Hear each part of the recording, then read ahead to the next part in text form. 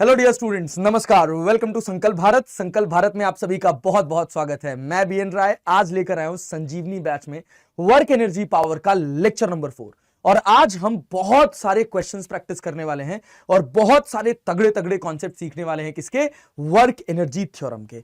अभी तक 3 लेक्चर्स में हम लोगों ने work done by conservative non conservative forces के बारे में बहुत अच्छे से पढ़ा था और एनर्जी के बारे में अच्छे से पढ़ा था। आज हम उसी पार्ट की एनालिसिस और अच्छे से करेंगे with a very new theorem that is known as work energy theorem. और ये थ्योरम थ्रू आउट फिजिक्स काम आती है। इवन आप पढ़ रहे होगे क्या फ्लूइड मैकेनिक्स, वहां लग रही होगी वर्क एनर्जी थ्योरम। आप पढ़ रहे होगे थर्मोडायनामिक्स में लग रही होगी वर्क एनर्जी थ्योरम। तो वर्क एनर्जी थ्योरम बहुत इंपॉर्टेंट पार्ट है। 12वीं क्लास का इलेक्ट्रोमैग्नेटिज्म पूरा वर्क एनर्जी थ्योरम से भरा हुआ है। फोटो इलेक्ट्रिक इफेक्ट, जब आप मॉडर्न फिजिक्स में जाते हैं तो वहां भी बहुत सारे कॉन्सेप्ट में, बहुत सारे क्वेश्चंस में वर्क एनर्जी थ्योरम देखने को मिलती है। तो आप समझिए कि आने वाली फिजिक्स का एक बहुत इंपॉर्टेंट हिस्सा है वर्क एनर्जी थ्योरम। तो मन लगाकर फोकस के साथ एक एक लाइन को बहुत अच्छे से ऑब्जर्व करेंगे और फिर अपना एक बढ़िया सा कॉन्सेप्ट यहां से सीख कर जाएंगे। ठीक है सर? तो चलिए बढ़ते अपने लेक्चर की तरफ। अपनी कुर्सी की पेटी बांध लीजिए क्योंकि हम उड़ान भरने वाले हैं आपको वर्क एनर्जी थ्योरम सिखाने के लिए एकदम डिटेल में, आराम आराम से। ठीक है सर? तो चलिए स्टार्ट करते हैं with a very basic word that is work energy theorem. क्या होती है वर्क एनर्जी थ्योरम? क्या समझते हैं आप वर्क एनर्जी थ्योरम से? तो वर्क एनर्जी थ्योरम का बेसिक सा मीन है कि association of work with energy. कैसे वर्क एनर्जी के साथ एसोसिएटेड है, उसी का रिलेशन है भाई वर्क एनर्जी थ्योरम। जैसे अगर कह लिया जाए कि एक कोई ब्लॉक है, ठीक है, इस ब्लॉक के ऊपर फोर्स लग रहा है, एक एफ एक्सटर्नल लग रहा है। इसको हम एक नॉन इनर्शियल फ्रेम से देख रहे हैं। इसके ऊपर मान लो एक नॉन इनर्शियल फ्रेम से देख रहे हैं, इसके ऊपर एक एफ सूडो लग रहा है, ठीक है, और एक इसके ऊपर फ्रिक्शन फोर्स लग रहा है। ठीक है, यहां जिस सरफेस के ऊपर ये चल रहा है, इस सरफेस की रफनेस है म्यू, तो यहां पर एक फ्रिक्शन फोर्स भी लग रहा है। ठीक है, तो कहा गया भाई, और भाई अगर मान लिया जाए कि ये किसी पर्टिकुलर हाइट से ऐसे इधर नीचे की तरफ जा रहा है, मान लो, तो यहां पर इसका अपना कुछ पोटेंशियल एनर्जी होगा। जब ये ब्लॉक यहां पहुंचेगा तो इसका पोटेंशियल एनर्जी कुछ और होगा। ठीक है, तो इन सारे फोर्सेस से जो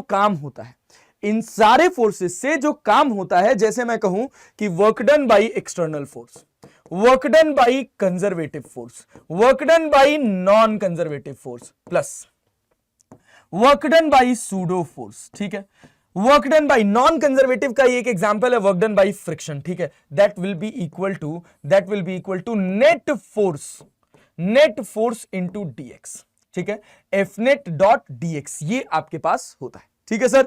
चलिए जब हम इसको आगे और पढ़ते हैं तो इसको लिखा जाता है भाई W external plus W conservative plus W non conservative plus W pseudo को लिखा जाता है net work done that is equal to M into A into DX। ठीक है सर, बहुत बढ़िया। अब हम इसको समझे, एक्सलरेशन को क्या लिख सकते हैं सर? एक्सलरेशन को हम लिख सकते हैं v dv बाई dx, और यहां पर हो जाएगा आपके पास dx। अब ये dx से dx कट जाएगा, यहां पर इसकी रफ्तार v इनिशियल थी और जब ये यहां पर पहुंचा तो इसकी रफ्तार v फाइनल हो गई। तो इसको हम इंटीग्रेट कर देते हैं v इनिशियल से लेकर v फाइनल तक। तो समझिएगा कि आपका जो w टोटल हो जाता है नेट वर्क डन। कौन सा वर्क डन भाई? W net work done. ये किसके बराबर हो जाता है? तो आपका जो नेट वर्क डन होता है ये बराबर हो जाता है mv स्क्वायर बाई 2 और लिमिट लग जाएगी v इनिशियल से लेकर v फाइनल तक। अब जब हम अपनी स्टडीज को फर्दर आगे बढ़ाएंगे, इसको इंटीग्रेट करेंगे, इसकी वैल्यू रखेंगे, तो हमको नेट वर्क डन क्या मिलेगा? तो नेट वर्क डन भाई साहब आपके पास हो जाएगा 1/2 m v फाइनल का square minus 1/2 m v initial का स्क्वायर। ये आपके पास नेट वर्क डन होगा। तो इसका क्या मतलब निकाला गया? अभी आप जब एनर्जी पढ़े थे तो आपने एनर्जी में पढ़ा था कि 1/2 mv square is the kinetic energy of the object at a point. एक m मास का ऑब्जेक्ट है जिसका एक पॉइंट पर रफ्तार v है, तो उसकी काइनेटिक एनर्जी होती है 1/2 mv स्क्वायर। ठीक है, तो इसी को लिखा जाता है, क्या लिखा जाता है भाई?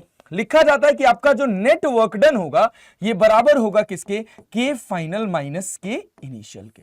Net work done equals to K final minus K initial. और इस नेट वर्क डन में कौन कौन सा फोर्स आ जाता है, work done by external force, work done by conservative force, work done by non conservative force, plus work done by pseudo forces. इन सारे फोर्सेस से जो मिलाकर काम हो रहा है वो बराबर होगा final kinetic energy minus initial kinetic energy के। This is known as work energy theorem. Very simple, बहुत सिंपल, बहुत आसान, इसमें कोई भी ऐसी बहुत खास बात नहीं है।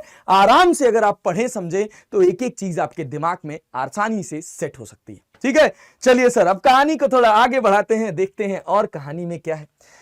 अब इस कहानी को अगर एक्सटेंड किया जाए और मैं आपको कहूं कि external work, non conservative work, ठीक है, और pseudo forces, external work, non conservative work और सूडो फोर्सेस से जो होने वाला काम है ये सब जीरो है। ये सब क्या है, जीरो है। तो work done by conservative force equals to क्या हो जाएगा, K final minus K initial. Work done by conservative force equals to K final minus K initial. सबको जीरो कर दिया मैंने, ठीक है। ऐसा मैं इस वजह से कर रहा हूं क्योंकि बहुत सारे question, even in the 85 to 90% of cases the forces that will act on the body will be conservative in nature, ठीक है। और अगर गलती से कहीं नॉन कंजर्वेटिव लग रहा होगा तो वो कोई भी वर्क परफॉर्म नहीं कर रहा होगा, ठीक है। तो चलिए बने रहिए हमारे साथ, आपके लिए बढ़िया बढ़िया कॉन्सेप्ट लेकर आए हैं, बढ़िया बढ़िया सवाल लेकर आए हैं। बस क्या चाहिए, आपका पेशेंस, आपकी मेहनत और आपका फोकस, दैट्स इट। और फिर हमारा काम शुरू हो जाएगा। हमारा काम है आपको आपका कॉन्सेप्ट आपके दिमाग में सेट करना, और वो हम डेफिनेटली करके रहेंगे। बट उसके लिए आपका दिमाग, आपका अटेंशन हमारी तरफ होना चाहिए, दैट्स इट। और कुछ नहीं मांगते हम, ठीक है। चलिए सर, तो work done by conservative force हम लोगों ने पढ़ा था कि ये होता है minus delta U, that is K final minus K initial. Work done by conservative force equals to minus times delta U. समझिएगा, तो माइनस टाइम्स डेल्टा यू का क्या मतलब है, इसका मतलब है U initial minus U final equals to K final minus K initial, ठीक है। चलो भाई बहुत अच्छा। इससे क्या मिला गुरुजी, इससे क्या मिला गुरुजी, तो इससे बहुत तगड़ी सी चीज मिली। क्या मिली बेटा, U initial plus K initial equals to U final plus K final. सुना होगा इसके बारे में, सुना होगा इसके बारे में। Initial potential energy plus initial kinetic energy equals to final potential energy plus final kinetic energy. ओहो हो, initial potential energy plus initial kinetic energy, that is initial total energy. अच्छा ठीक है भाई, यहां पे क्या है, ये है आपके पास फाइनल टोटल एनर्जी, और इसको पढ़ा जाता है कंजर्वेशन ऑफ मैकेनिकल एनर्जी के नाम से, कंजर्वेशन ऑफ मैकेनिकल एनर्जी के नाम से, कि फाइनल एनर्जी जो होगी वो इनिशियल एनर्जी के बराबर होगी। बट ये formula U initial plus K initial equals to U final plus K final बस आप एक शर्त पे लगा सकते हैं, और वो शर्त क्या है, ये आप कब लगा सकते हैं, ये कंडीशन है कि जब आपके पास ऑल द फोर्सेस, ये फॉर्मूला तभी लगेगा if all the forces acting on the body, if all the forces acting on the body और ऑन द ऑब्जेक्ट कैसे हैं भाई, सारे के सारे कैसे हैं, all the forces acting on the object are conservative. कैसे हैं भाई, कंजर्वेटिव। मतलब इनसे होने वाला जो काम है वो पाथ पर डिपेंड नहीं करता। All the forces acting on the object are conservative in nature और कंजर्वेटिव फोर्सेस। तो हम लिख सकते हैं u initial plus K initial equals to u final plus K final. आपको इसका बहुत सुंदर सा एक एग्जांपल देते हैं, और वो एग्जांपल क्या है कि आप मान लीजिए कि आपके पास एक ब्लॉक है, ये ब्लॉक का जो मास है ये आपके पास m है, और इसको h हाइट से रिलीज कर दिया गया, ये सरफेस से h हाइट से रिलीज कर दिया गया। तो कहा गया कि जब ये ब्लॉक यहां बॉटम पॉइंट पर पहुंचेगा तो बताइए इस ब्लॉक की रफ्तार क्या होगी। इस ब्लॉक की रफ्तार क्या होगी, तो इसको कैलकुलेट करने का दो तरीका है। एक तो आप काइनेमेटिक्स से v square equals to u square plus 2as कर दो, लेकिन क्या हम वर्क एनर्जी थ्योरम से भी कैलकुलेट कर सकते हैं। तो भाई मुझे दिख रहा है कि इसके ऊपर बस एक ही फोर्स लग रहा है, और वो क्या लग रहा है, वो mg लग रहा है। तो ये फोर्स कैसा है बेटा, तो ये फोर्स है कंजर्वेटिव। ध्यान देना, कैसा फोर्स है ये? कंजर्वेटिव। और अगर ये कंजर्वेटिव फोर्स है तो मैं क्या लिख सकता हूं? तब मैं लिख सकता हूं K initial plus U initial equals to K final plus U final. ठीक है, इनिशियल काइनेटिक एनर्जी कितनी है सर? शून्य से छोड़ा गया तो initial kinetic energy, free fall है, इनिशियल वेलोसिटी जीरो है, तो भैया इसकी इनिशियल काइनेटिक एनर्जी भी जीरो हो जाएगी। अच्छा, इनिशियल पोटेंशियल एनर्जी कितनी हाइट पर है? h हाइट पर है, तो इसको अपन लिख सकते हैं mgh। ठीक है, final kinetic energy that is 1/2 mv square and final potential energy is zero, क्योंकि जब ये जमीन पे आ गया तो h की वैल्यू कितनी हो गई बेटा? h की वैल्यू हो गई शून्य। तो अब देखो, इस m से ये m कट जाएगा तो 1/2 v square will be equal to gh हो जाएगा, तो v की वैल्यू आपको √2gh मिल जाएगी। This is work done by conservative force. ठीक है सर। अच्छा, एक और बात, अगर मैं कहूं सर एक सवाल से संतुष्टि नहीं मिला, दूसरा सवाल भी बता दो, तो ये आपके पास एक सरफेस है ऐसे, ठीक है, यहां से अपन, ये अपने पास एक सरफेस है, यहां से अपन एक ब्लॉक छोड़ रहे हैं। देखो, यहां से हम लोग एक ब्लॉक छोड़ रहे हैं, इसका हाइट दे रखा है अपने को 10 मीटर, सब कुछ स्मूथ है, इसको जस्ट यहां से रख के छोड़ दिया गया। इसका मास है 1 केजी। कितना मास है? 1 केजी। कहा गया कि जब ये यहां पर होगा तो बताइए इस समय इसकी रफ्तार क्या होगी? इस समय इसकी रफ्तार क्या होगी? तो जब आप इसको काइनेमेटिक्स के थ्रू करने जाओगे तो आपको थोड़ी समस्या पैदा हो सकती है, आपको ये वाला प्लेटफॉर्म का ये वाला हिस्सा आपको थोड़ा दिक्कत क्रिएट कर सकता है। तो इस तरह के क्वेश्चंस को आसानी से इंटरप्रेट करने के लिए आपके सामने रखा गया कंजर्वेशन ऑफ मैकेनिकल एनर्जी। ठीक है सर, चलें, अगर इसमें हम ध्यान से देखें तो इसमें कितने फोर्सेस लग रहे हैं? All the surface are smooth. एक फोर्स लग रहा है mg और एक नॉर्मल रिएक्शन लगेगा n। अरे भाई, जब ये नीचे मुड़ेगा तो नॉर्मल रिएक्शन तो आएगा, लेकिन since it is a normal reaction इससे कोई भी वर्क नहीं होगा, क्योंकि ये हर जगह इस ब्लॉक से 90 डिग्री का एंगल बनाएगा, तो ये कोई काम परफॉर्म नहीं करेगा थ्रू आउट मोशन। तो मतलब एक ही फोर्स काम कर रहा है, वो है इसका वेट, और अगर केवल mg काम कर रहा है that is equivalent to 10 newton. तो भाई mg कैसा फोर्स है? कंजर्वेटिव फोर्स है बेटा। तो मैं क्या लिख सकता हूं? k initial plus u initial equals to k final plus u final. अच्छा, k इनिशियल कितना होगा? इनिशियल काइनेटिक एनर्जी कितनी होगी, इसका ज्ञान हमको कैसे होगा? सर, इनिशियली यहां से इसको रखकर छोड़ दिया गया तो इनिशियल रफ्तार इसकी जीरो है, तो इनिशियल काइनेटिक एनर्जी भी जीरो होगी। अच्छा, इनिशियल पोटेंशियल एनर्जी कितनी होगी? सर, mg की वैल्यू अपने पास 10 और ये 10। अरे ठीक है, कोई दिक्कत वाली बात नहीं, mgh हो गया। अच्छा ठीक है, final kinetic energy 1/2 into mass कितना है? 1 इंटू वी स्क्वायर।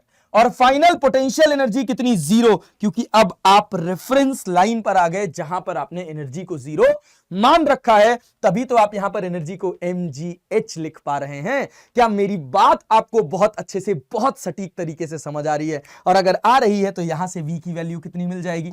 v की वैल्यू आपको मिल जाएगी √200, और मैं इसको फर्दर लिखूं तो मैं इसको लिख सकता हूं 10√2 मीटर पर सेकेंड। कोई खास बात नहीं है, कोई इसमें ऐसी पीएचडी नहीं है जो आप इसमें इस क्वेश्चन को देखकर ना समझ पाओ, ना लगा पाओ, सब कुछ लग जाएगा सर।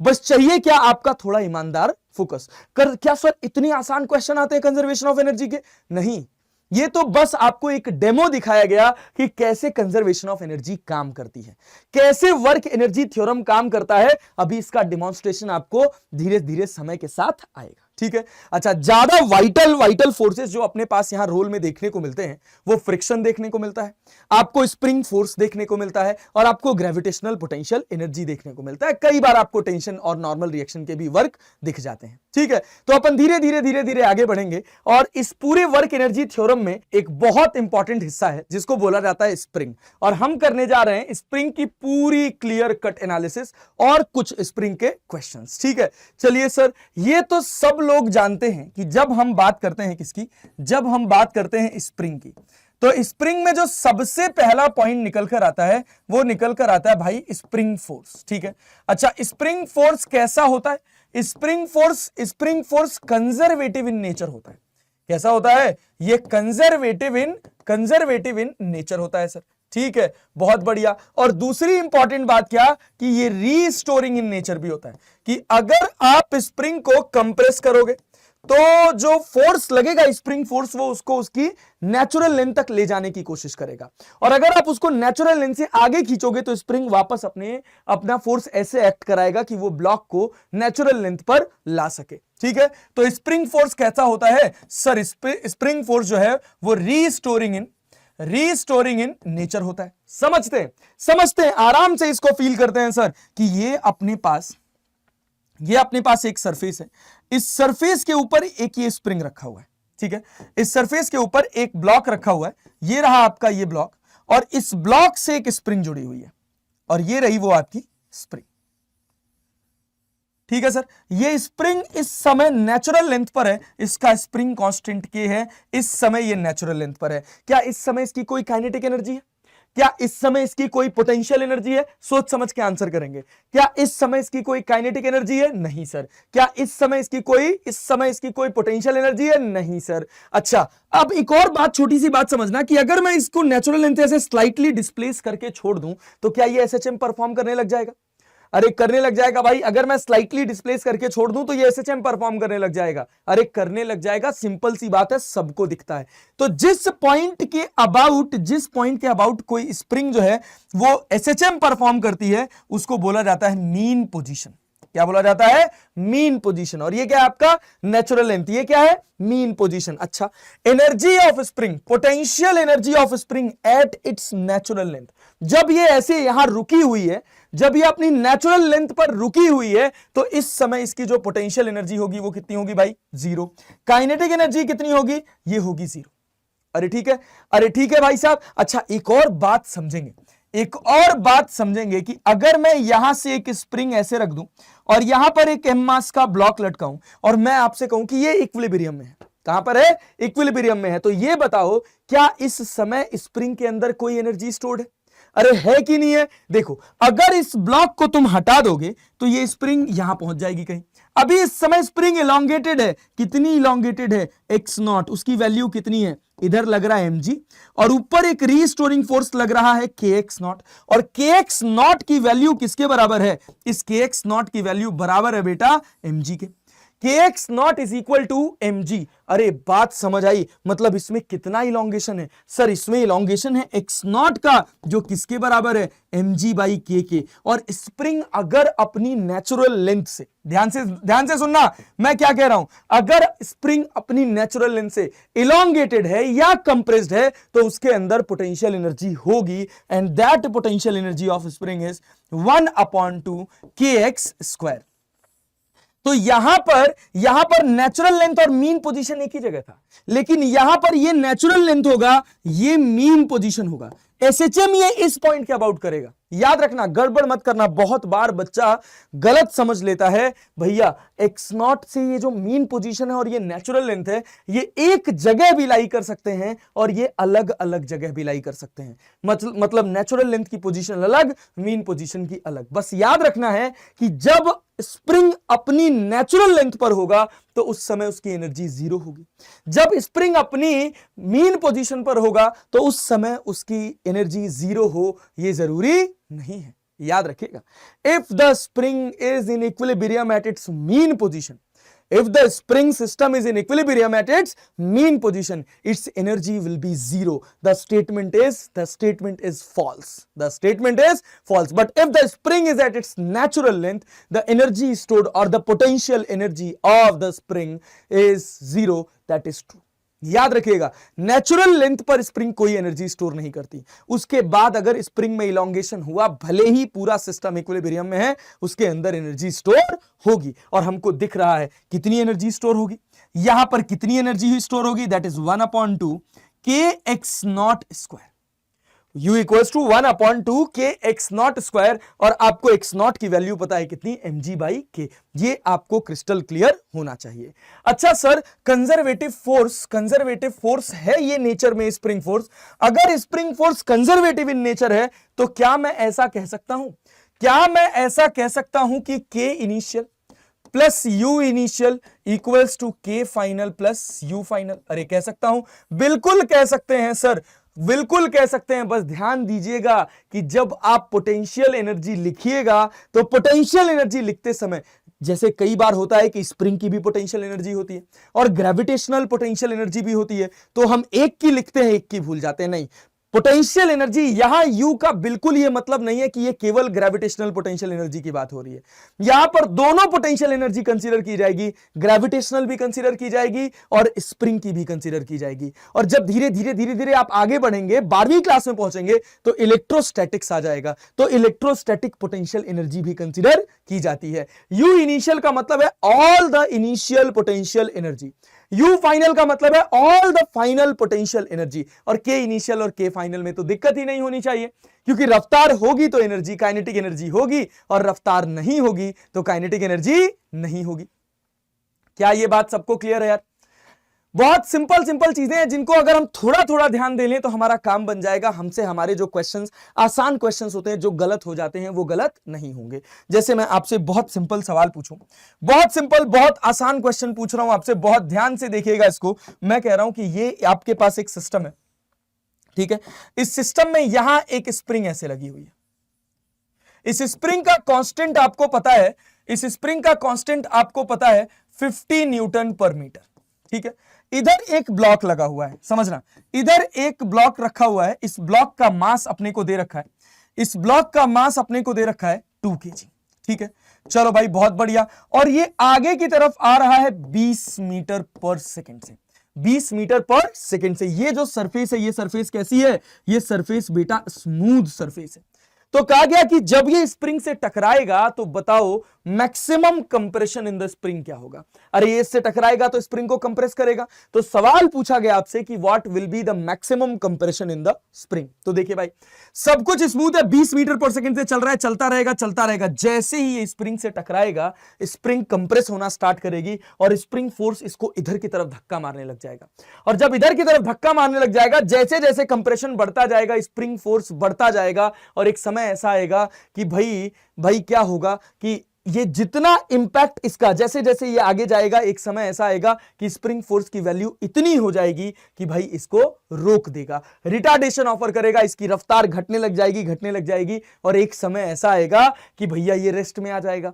जब ये रेस्ट में आ जाएगा, उसी समय स्प्रिंग में जो कंप्रेशन होगा वो मैक्सिमम होगा। तो मैं कह रहा हूं स्प्रिंग अपनी नेचुरल लेंथ से x0 कंप्रेस होती है, दैट इज मैक्सिमम कंप्रेशन, ठीक है, जब ये 2 kg जाकर रुक जाता है। तो सिंपल, अगर मुझे इस क्वेश्चन को सॉल्व करके आंसर निकालना होगा कि ये मैक्सिमम कंप्रेशन कितना होगा, तो मैं क्या करूंगा भाई? दिख रहा है कि यहां पर जो फोर्स लग रहा है वो कैसा है? वो कंजर्वेटिव फोर्स है। और अगर ये कंजर्वेटिव फोर्स है, एक ही फोर्स लग रहा है, ठीक है, कौन सा? Spring force. अगर तुम इस वाली डायरेक्शन में देखोगे तो इधर mg लग रहा है, इधर नॉर्मल रिएक्शन लग रहा है, ना तो mg से कोई काम होगा ना तो नॉर्मल से कोई काम होगा, तो इनको गिनने का कोई मतलब नहीं है। मतलब काम करने वाला फोर्स बस एक ही है, और वो कौन सा है? स्प्रिंग का फोर्स है। तो इसको अपन क्या लिखेंगे? इसको simple k initial plus u initial equals to k final plus u final.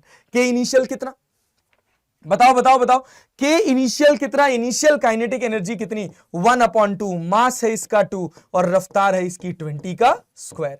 You initial कितना? कोई इनिशियल पोटेंशियल एनर्जी नहीं होगी, यू इनिशियल हो जाएगा 0। अच्छा सर, फाइनल काइनेटिक एनर्जी क्या होगी? अगर हम फाइनल काइनेटिक एनर्जी की बात करें तो भैया फाइनल काइनेटिक एनर्जी 0 हो जाएगी, क्योंकि स्प्रिंग मैक्सिमम कंप्रेस हो जाएगा। अच्छा, फाइनल पोटेंशियल एनर्जी, स्प्रिंग में कंप्रेशन हुआ x0 का, तो 1/2 इंटू के x0 का स्क्वायर, k की वैल्यू 50, x0 की वैल्यू अपने को निकालनी है, दैट इज x0 स्क्वायर। अरे समझ आया? अरे समझ आया भाई साहब। अब क्या करेंगे? अब देखो, इस 2 से ये 2 कट जाएगा, तो ये अपने पास 20 into 20 equals to 50 into 50 divided by 2 x0 square. खत्म बात, हो गया, सवाल लग गया। क्या अब आप यहां से x0 नहीं निकाल सकते हैं? क्या खास बात है इसमें सर? देखो, अब अगर देखोगे इसको, 10 दूना 20, 10 पचे 50, 10 दूना 20, 10 पचे 50, ठीक है। तो x0 की वैल्यू आपके पास कितनी आ जाएगी? x0 square will be equal to 2 into 2 into 2 divided by 5 into 5। यहां अंडर रूट लगा दीजिए और यहां से इसको हटा दीजिए, तो ये आपके पास कितना हो जाएगा? 2/5 of under root of 2 metre. इतना इस स्प्रिंग में कंप्रेशन होगा। बढ़िया सवाल है, अच्छा सवाल है, एक बार में आसानी से लग जाने वाला सवाल है। अब पता है, इसी को थोड़ा सा कॉम्प्लेक्स कर देते हैं। इसी को थोड़ा सा कॉम्प्लेक्स कर देते हैं। कैसे कॉम्प्लेक्स करते हैं बच्चा, वो भी देख लो जरा। कुछ खास नहीं है, ये आपके पास एक सिस्टम है, ठीक है। चलिए भाई देखते जाइए, क्वेश्चंस मैं आपके सामने बना रहा हूं। अगर मैं क्वेश्चंस कैसे बना रहा हूं, इसकी बनावट आपको समझ आ गई, तो आपका काम बहुत आसान हो जाएगा। ये ऐसे एक सरफेस है, ठीक है। चले भाई, अब देखो, अब क्या है कि अब यहां पर एक स्प्रिंग लगा हुआ है, ध्यान देना। अब यहां पर अपने पास एक ऐसे स्प्रिंग सिस्टम लगा हुआ है, ये अपना स्प्रिंग सिस्टम है, ठीक है। अब यहां से ये जो हाइट आपको दे रखी है, ये हाइट दे रखी है आपको, ये हाइट आपको दे रखी है 20 मीटर, ठीक है। चलो भाई, अब क्या है कि यहां से एक ब्लॉक को ऐसे छोड़ दिया जा रहा है जिसका मास है आपके पास 2 kg। कहा गया इसको ऐसे फ्रीली रिलीज कर दिया गया, सारी सरफेसेस स्मूथ है। के की वैल्यू आपके पास है 20 न्यूटन पर मीटर। कहा गया find the maximum compression in the spring. अब आपको क्या करना है, अब आपको कैलकुलेट करना है कि स्प्रिंग में मैक्सिमम कंप्रेशन कितना होगा। तो मैक्सिमम कंप्रेशन कैसे निकालेंगे? मैक्सिमम कंप्रेशन निकालने के लिए सबसे सिंपल बात पहले हम देखेंगे कि यहां पर कोई ऐसा फोर्स है जो नॉन कंजर्वेटिव इन नेचर है और वो वर्क कर रहा है। सर तो दिख रहा है मुझे कि यहां पर इसको नीचे लाने के लिए कौन रिस्पॉन्सिबल है? तो इसको नीचे ले आने के लिए mg रिस्पॉन्सिबल है। नॉर्मल रिएक्शन हमेशा इससे 90 डिग्री पर लगेगा तो ये कोई काम परफॉर्म नहीं करेगा। अरे क्लियर है भाई? तो मतलब दो फोर्सेस यहां पर काम करने वाले हैं, एक mg और दूसरा तो हमको स्प्रिंग दिख ही रहा है। और दोनों कैसे हैं? दोनों कंजर्वेटिव इन नेचर हैं। और अगर दोनों कंजर्वेटिव इन नेचर है, अगर दोनों के दोनों फोर्सेस कंजर्वेटिव इन नेचर हैं तो हम सिंपल लिख सकते हैं क्या? K initial plus U initial equals to K final plus U final. अब चलो भाई, अब देखो के इनिशियल की वैल्यू कितनी, इनिशियल काइनेटिक एनर्जी कितनी बच्चा? 0। इनिशियल पोटेंशियल एनर्जी कितनी हाइट पर है? 20 मीटर की हाइट पर है, तो मैं लिख दूंगा mgh, ठीक है, बहुत बढ़िया। फाइनल काइनेटिक एनर्जी कितनी? 0। अरे जब ये मैक्सिमम कंप्रेशन की बात कर रहे हो, तुमसे सवाल में पूछ लिया गया कि मैक्सिमम कंप्रेशन निकालना है, तो जब स्प्रिंग अपने मैक्सिमम कंप्रेशन पर होगी तो उस समय भी इसकी रफ्तार 0 ही होगी, और उस समय भी इसकी रफ्तार 0 होगी तो फाइनल काइनेटिक एनर्जी भी 0। और ये किसके बराबर हो जाएगी? ये बराबर हो जाएगी 1/2 kx0 square. x0 square is the maximum compression in the spring. x0 is the maximum compression in the spring। अब वैल्यू रख दें, मास अपने पास 2, g की वैल्यू 10, हाइट आपके पास 20 मीटर, दैट इज 1/2। k की वैल्यू आपके पास कितनी है? k की वैल्यू है आपके पास 20 इंटू x0 स्क्वायर, ये आपके पास 10 हो जाएगा, और इससे एक 0 कट जाएगा, ये 2 दूना 4, ये 40 हो जाएगा। x0 स्क्वायर की वैल्यू आपके पास 40 आ जाएगी, तो x0 की वैल्यू आपके पास 2√10 मीटर आ जाएगी। This is the compression in the spring. ये इस स्प्रिंग के अंदर कंप्रेशन होगा, खत्म बात। ये है आपके पास सवाल। अब बताओ इस सवाल में ऐसा क्या बहुत कठिन है जो आप नहीं कर सकते? कर सकते हैं, सब लोग कर सकते हैं। चलिए सर कहानी को थोड़ा और आगे बढ़ाते हैं, देखते हैं कुछ स्प्रिंग के और बहुत सुंदर सुंदर कॉन्सेप्ट। जैसे ये बहुत ही यूनिवर्सल क्वेश्चन है, बहुत ही प्यारा, बहुत ही दमदार क्वेश्चन है। इससे 2 सवाल बनते हैं। पहला सवाल तो बहुत आसान हो जाता है और दूसरे सवाल की ऑब्जर्वेशन अच्छी खासी होती है, ठीक है। चलिए सर, तो देखिए पहला पार्ट क्या कह रहा है बेटा? पहला पार्ट कह रहा है find out the maximum compression in the spring. अगर हम इनको h हाइट से गिरा रहे हैं तो इस स्प्रिंग के अंदर आपको बताना है कि मैक्सिमम कंप्रेशन क्या होगा। तो जब ये यहां से नीचे गिर रहा है तो और स्प्रिंग से टकराकर मैक्सिमम कंप्रेशन का मतलब उस समय जब इसकी रफ्तार कितनी हो जाए? 0 हो जाए।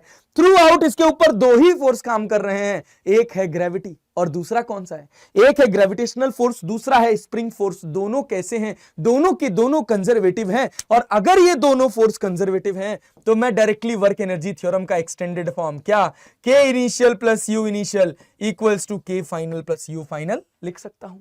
इनिशियल काइनेटिक एनर्जी कितना है? फ्री फॉल हो रहा है, 0 है। इनिशियल पोटेंशियल एनर्जी कितना है भाई साहब? इसको मैं कह दे रहा हूं mgh है, ठीक है। mgh इस वजह से कह रहा हूं क्योंकि इसको मैंने अपना रेफरेंस लाइन मान लिया है। मैं कह रहा हूं कि यहां पर पोटेंशियल एनर्जी 0 मान लो, तो इनिशियल पोटेंशियल एनर्जी ग्रेविटेशनल ही होगी, स्प्रिंग की आएगी नहीं, क्योंकि स्प्रिंग अपनी नेचुरल लेंथ पर है।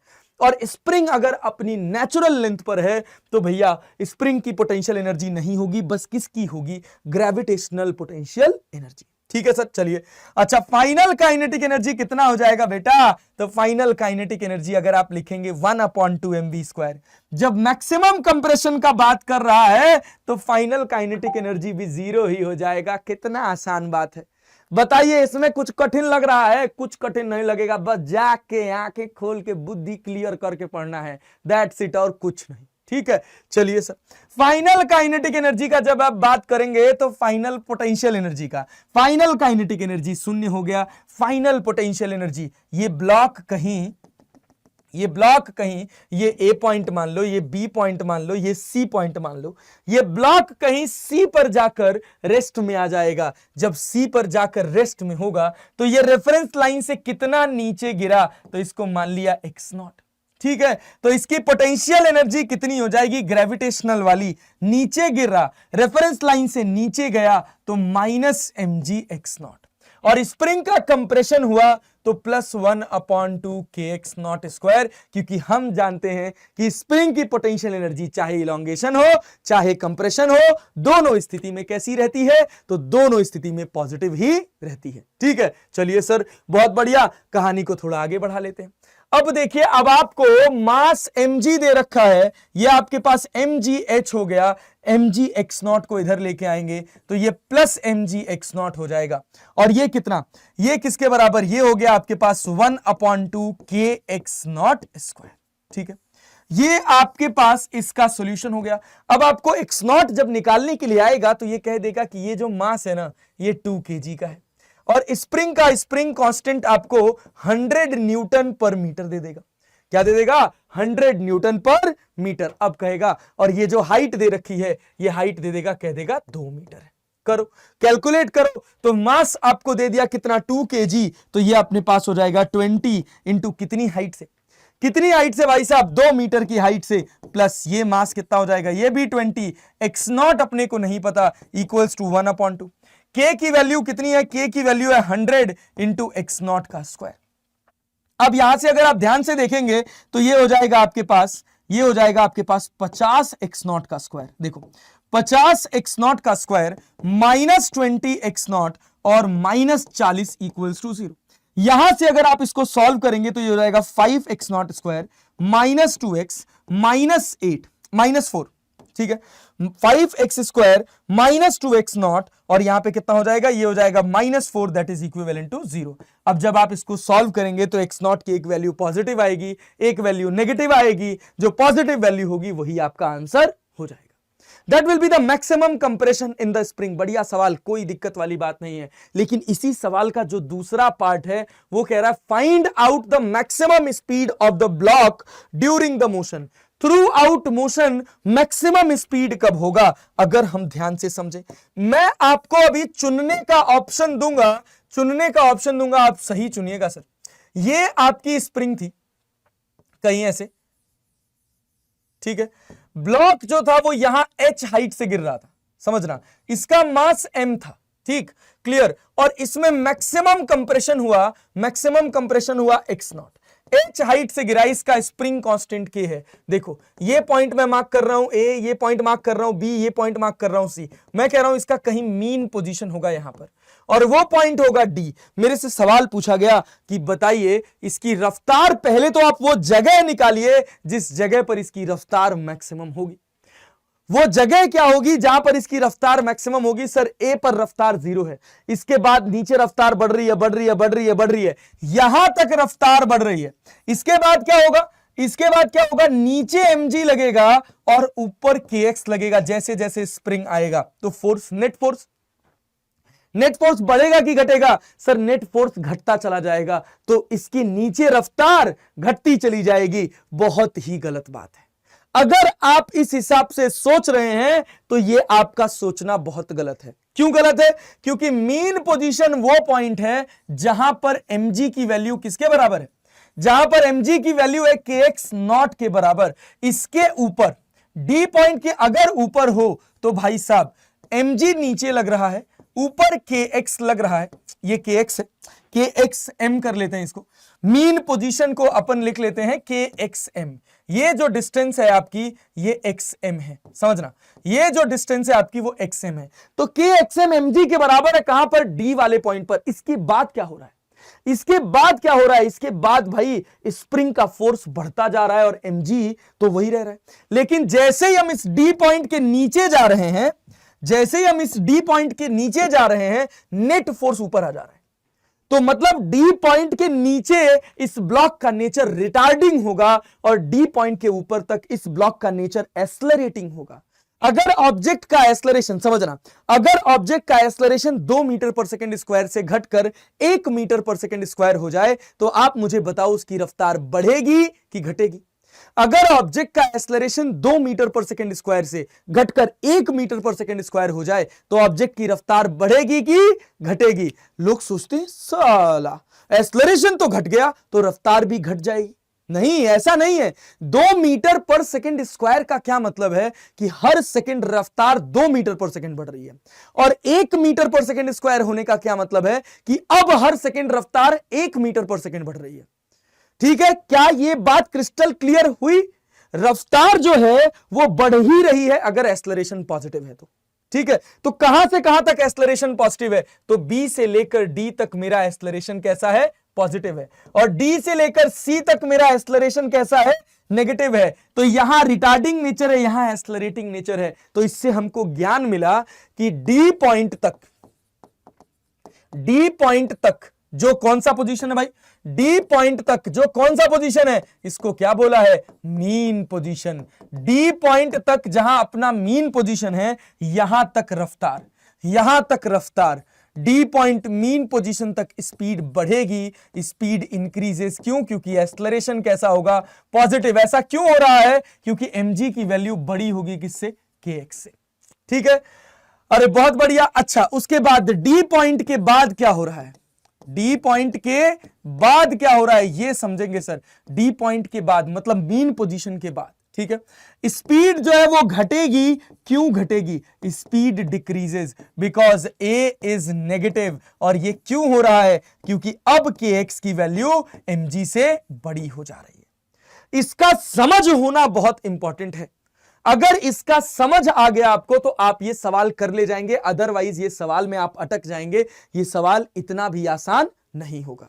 चलिए, तो अब समझते हैं, अब निकालते हैं कि इसकी मैक्सिमम स्पीड क्या होगी। तो मैं आपके सामने एक क्वेश्चन बनाता हूं, इसकी मैक्सिमम स्पीड कहां होगी, D पॉइंट पर होगी। तो सर ये D पॉइंट अपनी नेचुरल लेंथ से कितना नीचे होगा?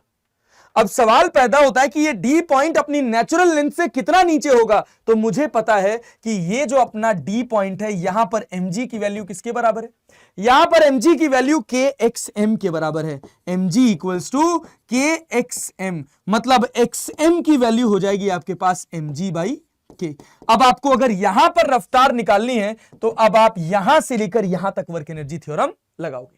ठीक है, अभी भी आपका जो रेफरेंस पॉइंट होगा वो इसी को रख लो, तुम्हारी मर्जी, इसको मान लो, इसको मान लो, इसको मान लो, आंसर पे कोई फर्क नहीं पड़ता, क्योंकि potential energy difference reference point पर डिपेंड नहीं करती है। ठीक है, और हमको एनर्जी डिफरेंस लिखना है इस पॉइंट से लेकर इस पॉइंट के बीच का। तो चलिए सर लिखते हैं, क्या सारे फोर्सेस कंजर्वेटिव हैं? तो K initial plus U initial equals to K final plus U final. इस तरह की ऑब्जर्वेशन का अगर आपको ज्ञान होगा तभी आप स्प्रिंग के क्वेश्चंस को अच्छे से अटेम्प्ट कर पाएंगे, अच्छे से समझ पाएंगे। ठीक है, चलो भाई, तो K इनिशियल कितना हो जाएगा, K इनिशियल कितना हो जाएगा सर? इनिशियल काइनेटिक एनर्जी इसकी 0 है। इनिशियल पोटेंशियल एनर्जी कितनी है सर? mgh है। इनिशियल पोटेंशियल एनर्जी कितनी है? mgh है। फाइनल काइनेटिक एनर्जी कितनी है? 1/2 mv² है।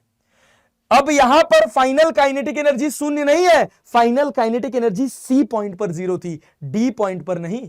अरे समझे? तो चलो भैया, ओके, अब बात करते हैं फाइनल पोटेंशियल एनर्जी का। तो 2 फाइनल पोटेंशियल एनर्जी होगा, एक ग्रेविटी का होगा दैट इज mgxm, ठीक है, और एक क्या होगा माइनस में, लेकिन रेफरेंस लाइन के नीचे आ गए, रेफरेंस लाइन के नीचे आ गए तो ये हो जाएगा माइनस mgxm। ध्यान देना, रेफरेंस लाइन के नीचे चले गए तो लिख दिया क्या, माइनस mgxm। ठीक है। और स्प्रिंग में कितने का कंप्रेशन हुआ सर, xm का कंप्रेशन हुआ, तो स्प्रिंग की पोटेंशियल एनर्जी कितनी हो जाएगी, दैट इज +1/2 kxm का स्क्वायर, ठीक है। चलो भाई, अब यहां क्या हो जाएगा, इनिशियल पोटेंशियल एनर्जी अपने पास mgh हो गई, कोई बात नहीं, लिख दिया। यहां पर 1/2 mv² हो गया, कोई नहीं, लिख दिया। माइनस mg, xm की वैल्यू कितनी है, तो xm की वैल्यू है mg/k, तो mg/k प्लस 1/2 k xm² का मतलब क्या हो जाएगा, ये हो जाएगा आपके पास mg/k का स्क्वायर, तो m² g²/k स्क्वायर, ठीक है। अरे बात समझ आई क्या, इस तरह से पढ़ेंगे समझेंगे तब जाके बात बनेगी। और फिर अब आपको क्या मिलेगा, mgh equals to 1/2 mv² minus अगर इसको देखा जाए तो m² g²/k, m² g²/k divided by plus में 1/2 m² g²/k। यहां पर आपके पास एनर्जी है mgh और ये कितना हो जाएगा, माइनस m² g²/2 के। देखो इसमें से ये घटेगा तो यहां नेगेटिव हो जाएगा, इधर आएगा तो पॉजिटिव हो जाएगा, and that will be equivalent to 1/2 mv²। क्या अब अपन यहां से v की वैल्यू नहीं निकाल सकते, सिंपल हमारे पास इक्वेशन आ गई। अब हमारा m से m कट जाएगा, m से m कट जाएगा और v की वैल्यू अपने पास कैलकुलेट होकर आ जाएगी, दैट्स इट, और कुछ नहीं है इस सवाल में। बस इसका ऑब्जर्वेशन होना बहुत जरूरी होता है, क्योंकि कई बार हम गड़बड़ कर देते हैं या हम समझ नहीं पाते हैं, क्या नहीं समझ पाते हैं कि इसकी रफ्तार जो है ना वो कहां मैक्सिमम होगी। इस बात का समझ होना बहुत जरूरी है। अगर आपको यह क्रिस्टल क्लियर हो जाएगा कि रफ्तार कहां मैक्सिमम होगी, तब तो कोई समस्या ही नहीं रही, तब तो कोई समस्या ही नहीं रही। वो जगह निकालो, वर्क एनर्जी थ्योरम लगाओ और फिर अपने आंसर को आगे बढ़ा ले जाओ, ठीक है। बढ़िया सवाल है। चलिए सर देखिए, अब ये जो सवाल हमने किया इसी पर मेंस में, जेईई मेंस में एक सवाल पूछा गया था, कहां रहा वो सवाल भाई, लो देखो ये सवाल है तुम्हारे पास, कह रहा है a block of mass m lying on a smooth horizontal surface is attached to a spring of negligible mass। Negligible mass की एक स्प्रिंग है, नेग्लिजिबल मास की एक स्प्रिंग है, अरे ठीक है, हाँ यही वाला सवाल है। The other end of the spring is fixed as shown in figure. The block is initially at rest in its equilibrium position if now the block is pulled with a constant force F। ध्यान से देखना, दो सवाल है, बहुत प्यारे प्यारे question है, जो अभी मैंने आपको दो स्प्रिंग के क्वेश्चंस कराए उन्हीं पर बेस्ड है।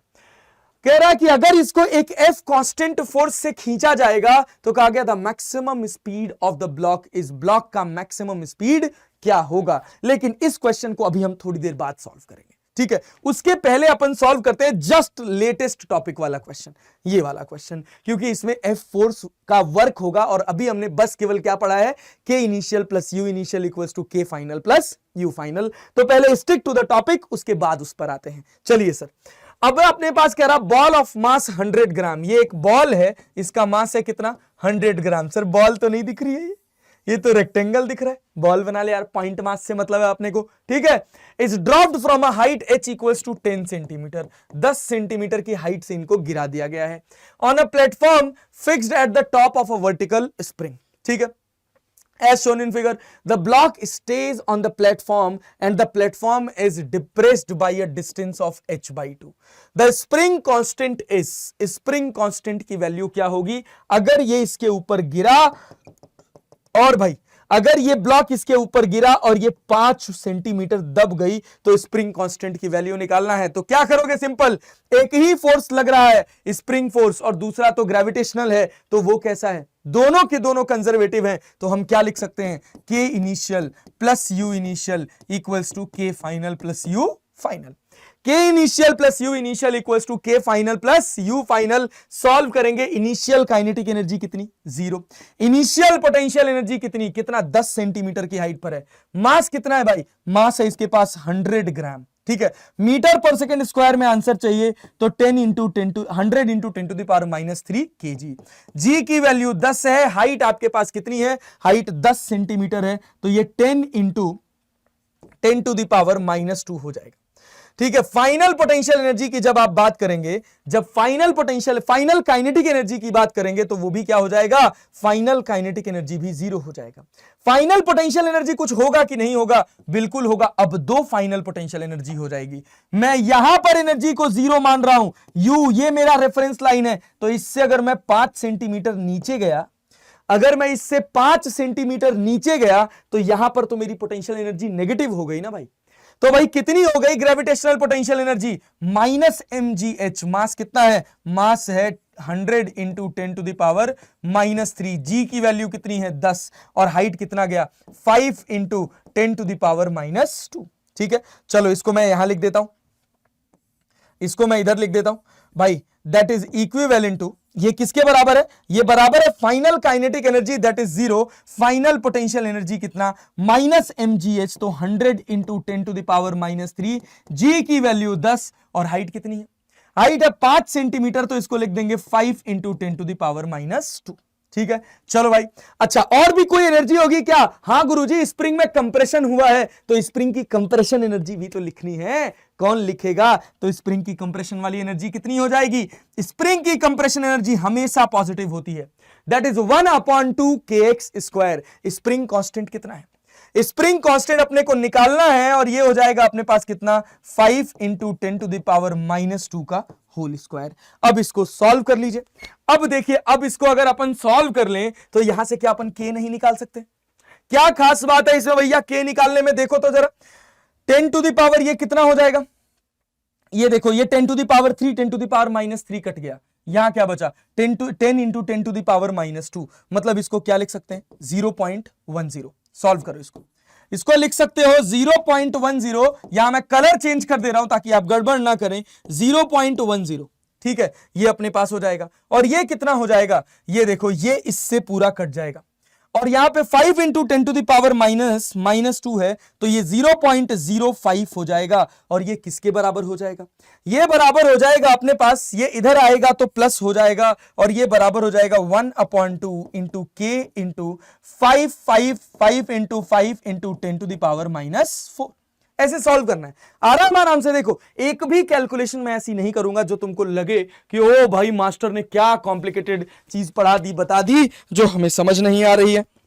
ठीक है, चले कहानी को आगे बढ़ाते हैं सर। देखिए अब आगे की कहानी क्या है, आगे की कहानी क्या है, आगे की कहानी है बस यहां को सॉल्व करना है, के की वैल्यू को निकालना है, और मैं उम्मीद करता हूं कि आप इतना तो कर ही लेंगे, इतना कर सकते हैं, इसमें कोई खास बात नहीं है। बस आपको करना क्या है, 5 into 5 into 10 to the power -4 को डिवाइड करके 2 से मल्टीप्लाई करके के की वैल्यू को कैलकुलेट करिए, दैट्स इट, और कोई खास बात नहीं। ठीक है सर, चलिए इसी तरह का एक और सवाल दिखा देते हैं आपको, वो भी मेंस का ही क्वेश्चन था। और क्या क्वेश्चन है यार, देख लो जरा, ये अपने पास मेंस 26 जुलाई 2022 का सवाल है। कह रहा आपके पास 2 मास है, कितने कितने का, एक मास है 250 ग्राम का, दूसरा भी मास है 250 ग्राम का, समझ रहा। और कहा गया कि भैया हम क्या कर रहे हैं, हम इनको रफ्तार दे रहे हैं ना। As per the given figure 2 blocks each of mass 250 gram are connected to spring of spring constant K की वैल्यू है 2 न्यूटन पर मीटर। ठीक है, if both are given velocity v, इसको इधर v दे दिया गया, इसको इधर v दे दिया गया, in opposite direction, the maximum elongation of the spring, इस स्प्रिंग का मैक्सिमम इलोंगेशन क्या होगा। अरे दोनों का मास बराबर है, ध्यान से देखिएगा, दोनों का मास बराबर है। ये अच्छा सवाल अभी और हो जाता अगर दोनों का मास अलग अलग हो जाता, तब ये सेंटर ऑफ मास में कंजर्वेशन ऑफ लीनियर मोमेंटम और भाई साहब क्या, और आपका कंजर्वेशन ऑफ एनर्जी, दोनों का सवाल बन जाता। बट अभी क्या है, दोनों का मास सेम है, दोनों की रफ्तार सेम है, मतलब दोनों धीरे धीरे एक साथ रेस्ट में जाएंगे। ठीक है, तो कहा गया, आपसे सवाल पूछा गया कि बताइए maximum elongation of the spring क्या होगा, स्प्रिंग का मैक्सिमम इलोंगेशन क्या होगा। तो हम क्या करें सर, हमने रफ्तार दी, मतलब हमने काइनेटिक एनर्जी दी। जब हमारी सारी की सारी काइनेटिक एनर्जी पोटेंशियल एनर्जी में कन्वर्ट हो जाएगी, समझो, जब हमारी सारी की सारी काइनेटिक एनर्जी पोटेंशियल एनर्जी में कन्वर्ट हो जाएगी तो क्या हो जाएगा, अगर सारी की सारी काइनेटिक एनर्जी पोटेंशियल एनर्जी में कन्वर्ट हो जाएगी, मतलब स्प्रिंग का इलोंगेशन मैक्सिमम होगा। तो उसके लिए अपने को क्या करना है, simple, K initial plus U initial equals to K final plus U final. Initial kinetic energy 1/2 mv square plus 1/2 mv square. Initial potential energy zero है बच्चा, फाइनल काइनेटिक एनर्जी जीरो है। फाइनल पोटेंशियल एनर्जी, मान लो इस spring का natural length से जो elongation हुआ वो x नॉट हुआ, तो ये कितना हो जाएगा, ये हो जाएगा 1/2 kx naught square. 1/2 kx naught square. Spring constant आपको दे रखा है 2 न्यूटन पर मीटर, तो क्या मिल जाएगा भाई। अब इसको अगर हम सॉल्व करें तो ये हमको मिल जाएगा mv स्क्वायर।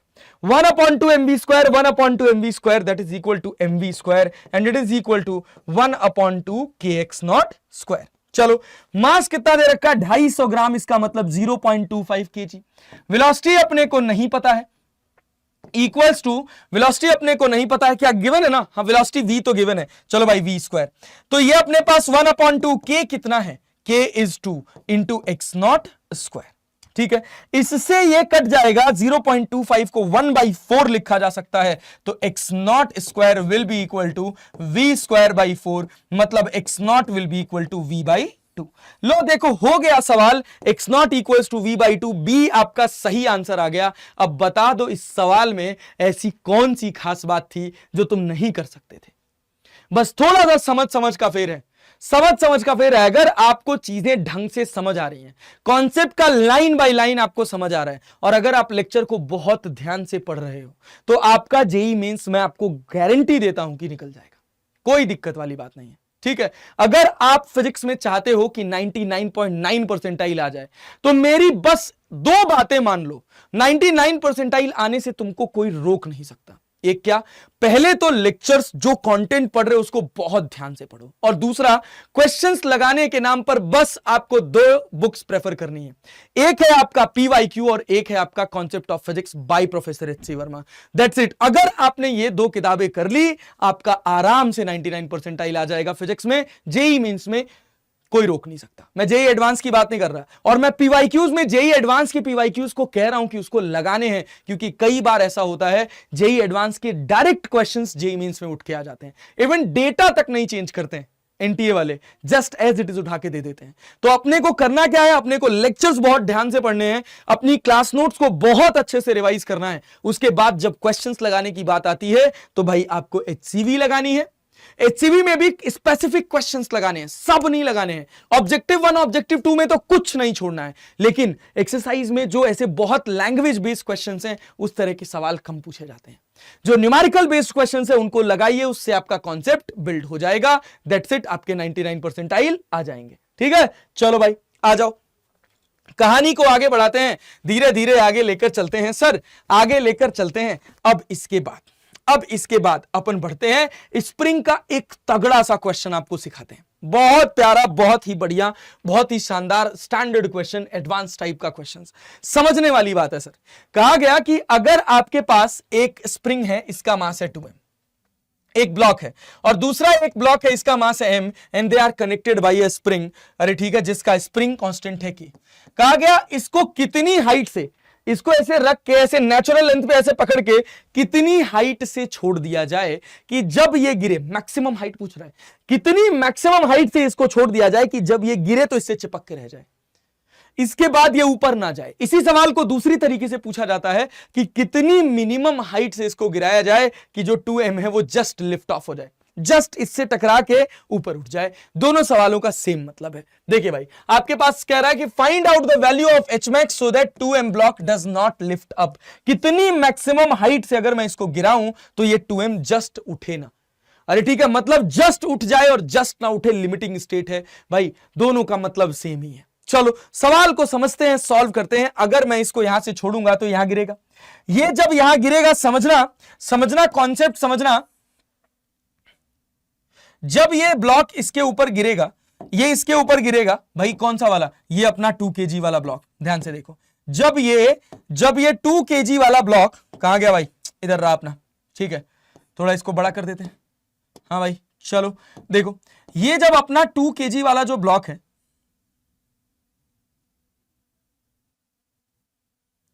समझेंगे भाई, इस 2 kg वाले ब्लॉक की हम बात कर रहे हैं, जब ये यहां गिरेगा तो अब क्या होगा, ये ऊपर वाला ब्लॉक है जस्ट इसका आइडेंटिकल, देखो समझना, बहुत प्यार से इसको समझना। अरे भाई ये क्या है, ये डिलीट कर दो, इसको सेलेक्ट करो, हाँ भाई कॉपी कर लेते हैं, इसको उठा के यहां रख देते हैं। एक समय ऐसा आएगा कि जब ये टकराएगा, जस्ट टकराएगा, उस समय अगर आप स्प्रिंग को देखो, उस समय अगर आप स्प्रिंग को देखो, ये रही आपकी स्प्रिंग। ये स्प्रिंग इलोंगेटेड है कि कंप्रेस्ड है कि नेचुरल लेंथ पे है? जब ये टकराएगा सर, इस समय ये स्प्रिंग नेचुरल लेंथ पे है। जब ये नेचुरल लेंथ पे है तो भाई जब ये टकराया तो टकराते ही इसको चिपक जाना है, और ये क्या होगा, ये नीचे आना शुरू होगा। तो इसकी रफ्तार कितनी होगी सर? क्लियर है, √2gh होगी। अरे जब ये h हाइट गिरा तो ये भी कितना गिरा, ये भी कितना गिरा, ये भी तो h हाइट ही गिरा ना। तो यहां पर इसकी रफ्तार कितनी होगी? √2gh होगी। उसके बाद क्या होगा, उसके बाद समझना, इसके बाद का सारा गेम समझना, उसमें आपको ज्यादा फील आएगा। अरे ये सेलेक्ट काहे नहीं हो रहा है? ठीक है, इसको थोड़ा बड़ा कर देते हैं। ओहो,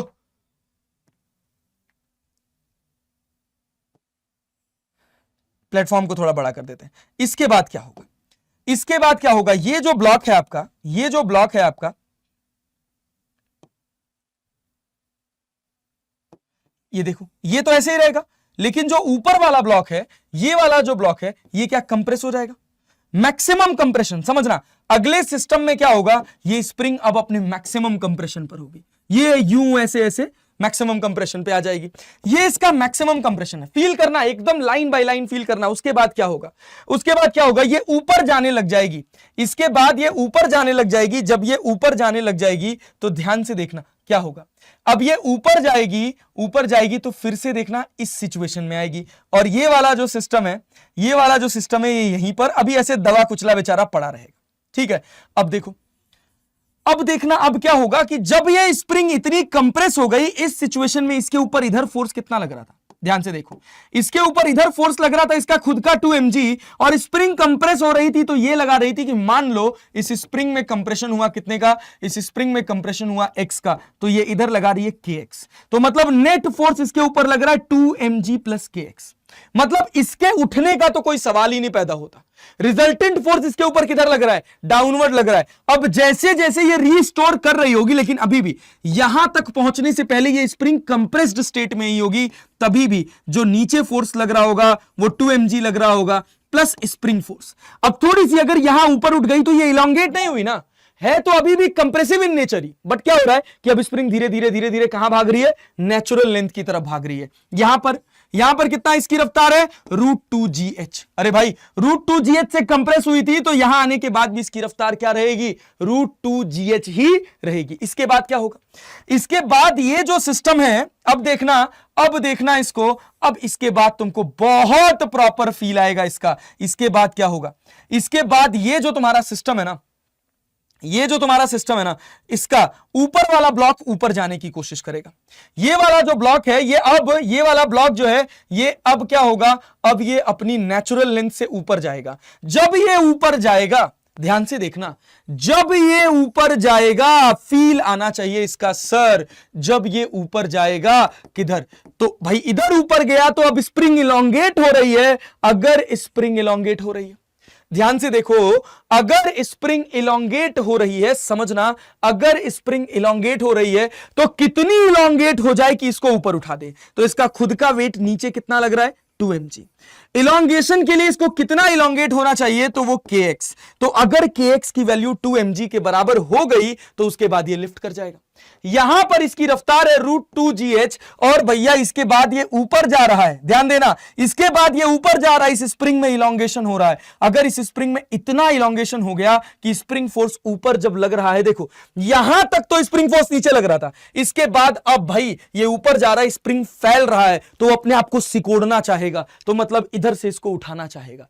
यहां फोर्स कितना लग रहा है भाई, अगर मैं कह रहा हूं कि ये x ऊपर चल गया, भैया ये kx हो गया, और इस kx की वैल्यू किसके बराबर हो गई, अगर ये 2 mg के बराबर हो गई, इसके बाद जैसे ही कि x बढ़ेगा, ये kx बड़ा हो जाएगा और ये उठ जाएगा। इतनी सारी कहानी है स्टेप बाय स्टेप।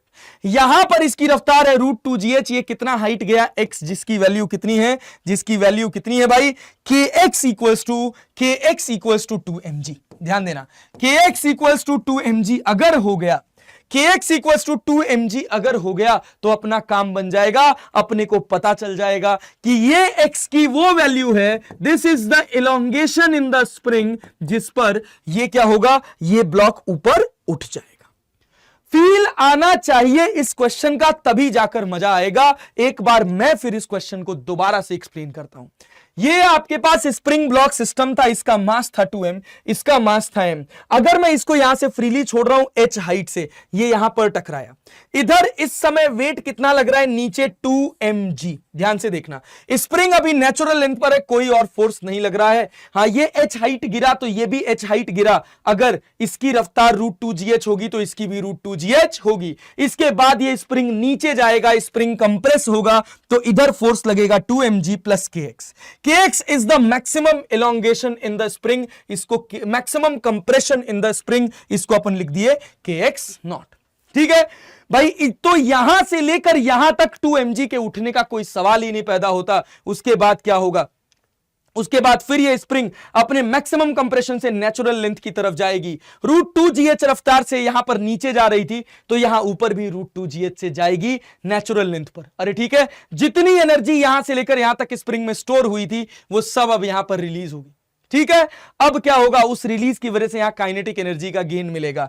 अब ये ब्लॉक ऊपर जाना स्टार्ट करेगा, अपनी इस पोजीशन से नेचुरल लेंथ से ऊपर जाएगा तो अब यहां पर फोर्स किधर लगने लग जाएगा, स्प्रिंग फोर्स ऊपर 2mg नीचे।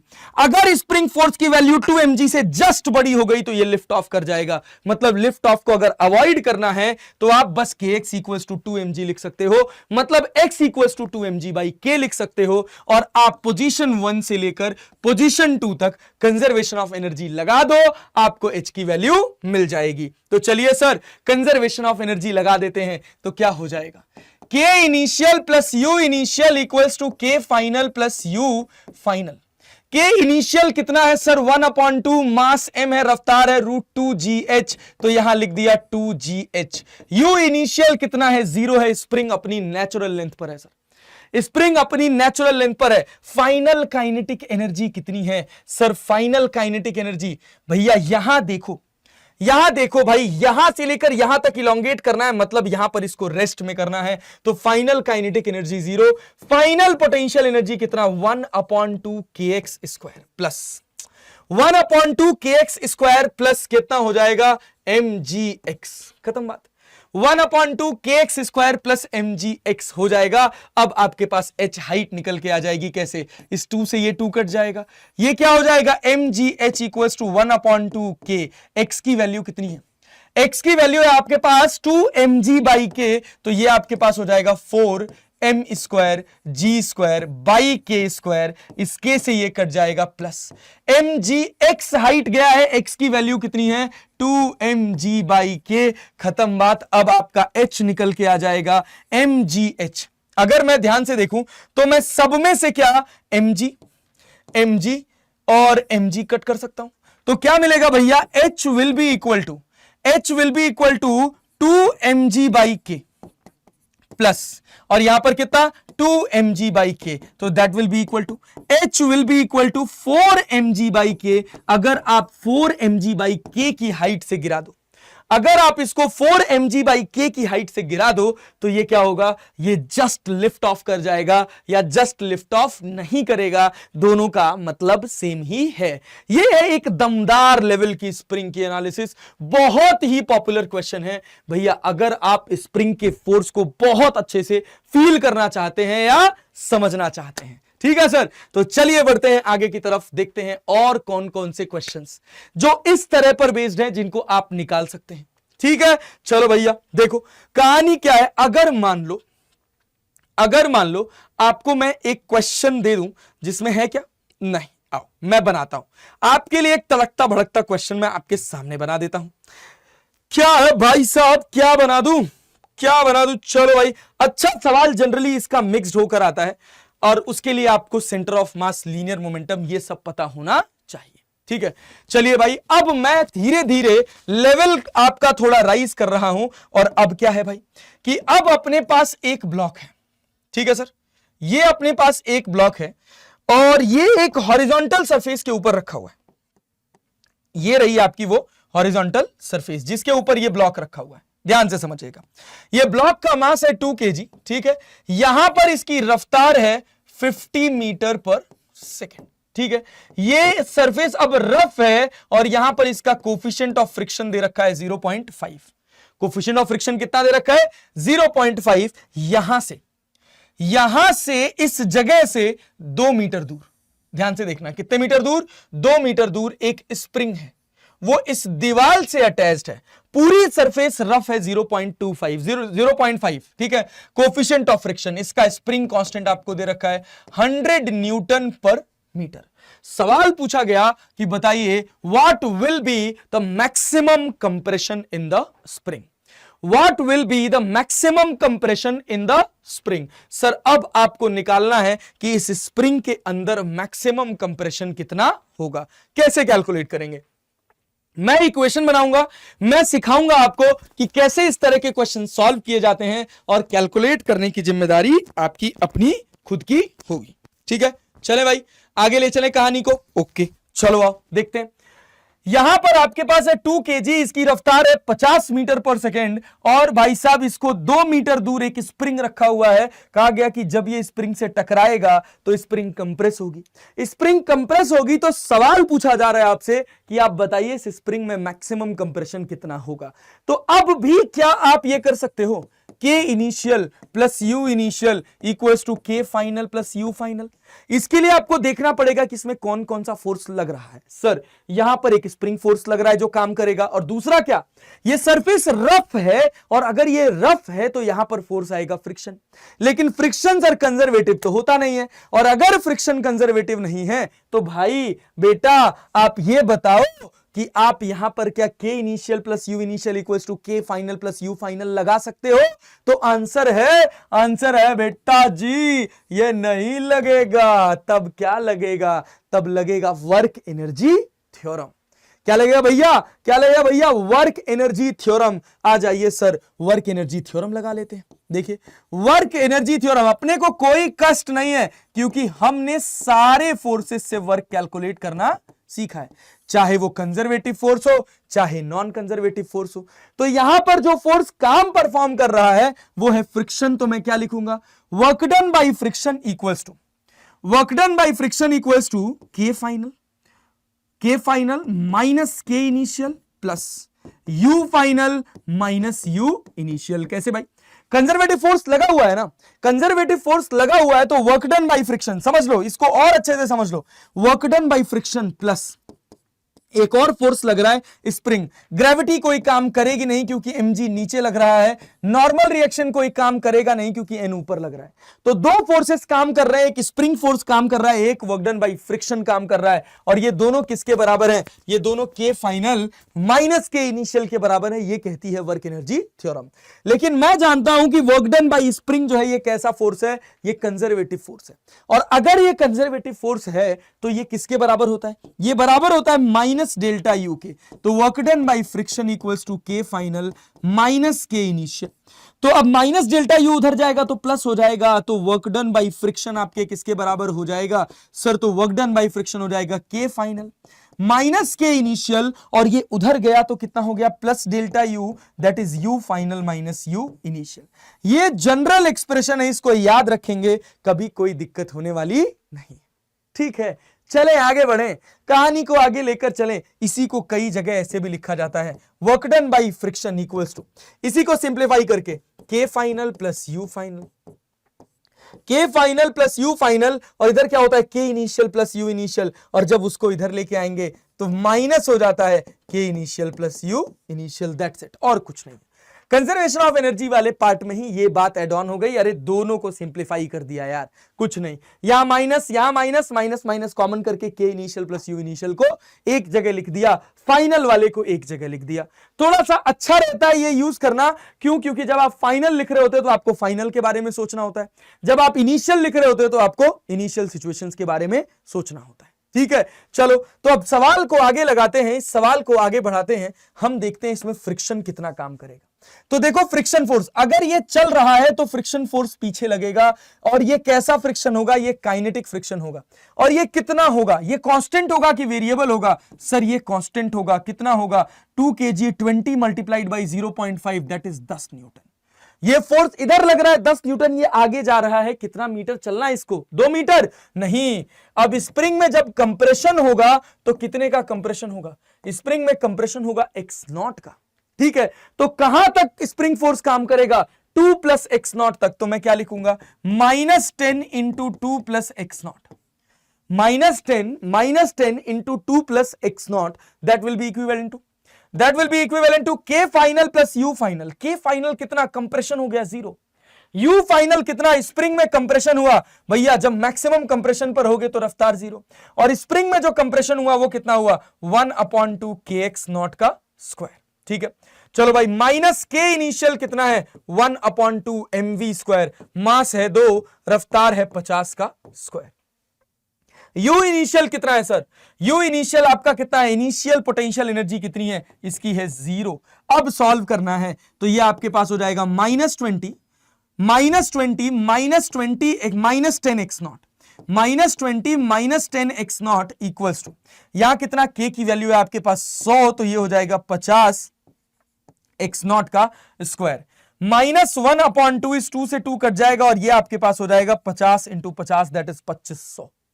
अरे ठीक है, चले आगे बढ़े। अरे आगे बढ़े, 1/2 mv स्क्वायर किया है और कुछ नहीं किया है। अब क्या करेंगे सर? अब हमको दिखा x नॉट का क्वाड्रेटिक। क्या दिखा? 50x नॉट का स्क्वायर, और ये अपने पास 10x नॉट उधर जाएगा तो ये प्लस 10x नॉट हो जाएगा, और ये आपके पास -2500 ये इधर जाएगा तो प्लस 20 हो जाएगा। -2500 में से 20 घटा दोगे, -2500 में से ये 50x स्क्वायर है, ये नेगेटिव उधर गया तो पॉजिटिव हो गया, ये नेगेटिव उधर गया तो पॉजिटिव हो गया, तो ये अपने पास हो जाएगा 2500 में से 20 घटाएंगे तो ये हो जाएगा 2480 दैट इज इक्विवेलेंट टू 0। अब जैसे मैंने आपके सामने डायरेक्टली क्वेश्चन बनाया तो ये थोड़ी सी कॉम्प्लेक्स क्वाड्रेटिक इक्वेशन बनी, that is 5x square plus 2x naught minus 2 या 5x naught square plus x naught minus 248 equals to 0। अब जब आप यहां से x की वैल्यू निकालेंगे तो एक वैल्यू पॉजिटिव आएगी, एक वैल्यू नेगेटिव आएगी। जो पॉजिटिव वैल्यू आएगी वही आपका सॉल्यूशन हो जाएगा। That's it. क्वाड्रेटिक इक्वेशन तो सॉल्व करोगे ना, इतनी मेहनत तो करनी पड़ेगी। जेई लेवल के क्वेश्चंस अटेम्प्ट करने की कोशिश कर रहे हैं हम संजीवनी की वर्क एनर्जी से। सोचो, जिस चैप्टर को पढ़ाने में हम लोगों को जनरली 12 से 15 लेक्चर लगता है, उन चैप्टर्स को हम लोग आपके लिए फिल्टर करके कम से कम समय में एकदम इफेक्टिव तरीके से लेकर आ रहे हैं कि अगर आप ढंग से पढ़ लिए तो आपका काम बन जाएगा। चलें सर, आइए स्टोरी को आगे बढ़ाते हैं, कहानी को थोड़ा और आगे लेकर चलते हैं, देखते हैं और क्या है। इस तरह का सवाल और लगाना चाहेंगे सर, आपको इच्छा हो रही है तो मैं आपको एक और सवाल दे देता हूं। अब वो सवाल क्या है थोड़ा समझिएगा कि अपने पास ऐसे एक सरफेस है, ठीक है, और यहां पर अपने पास ये फ्रिक्शन है। यहां से जैसे ये नीचे आती है, यहां पर कोफिशिएंट ऑफ फ्रिक्शन हो जाता है 0.2, और यहां से 1 मीटर दूर एक स्प्रिंग लगा हुआ है, यहां से 1 मीटर दूर एक स्प्रिंग लगा हुआ है, यहां पर आपके पास एक ब्लॉक रखा हुआ है, इस ब्लॉक का अपना कुछ मास है, ठीक है, ये ब्लॉक रखा हुआ है, इस ब्लॉक का अपना मास मान लीजिए 2 kg दे रखा है। कहा गया find the maximum compression in the spring, find the maximum compression in the spring. अब समझिएगा भैया, क्या यहां से लेकर यहां तक डायरेक्टली वर्क एनर्जी थ्योरम लगेगा? क्या यहां से लेकर यहां तक डायरेक्टली वर्क एनर्जी थ्योरम लगेगा? यही सोचने वाली बात है, या फिर पहले मैं यहां से लेकर यहां तक वर्क एनर्जी थ्योरम लगाऊं, यहां पर मैं इसकी रफ्तार निकालूं और फिर उसके बाद मैं आगे सॉल्व करूं।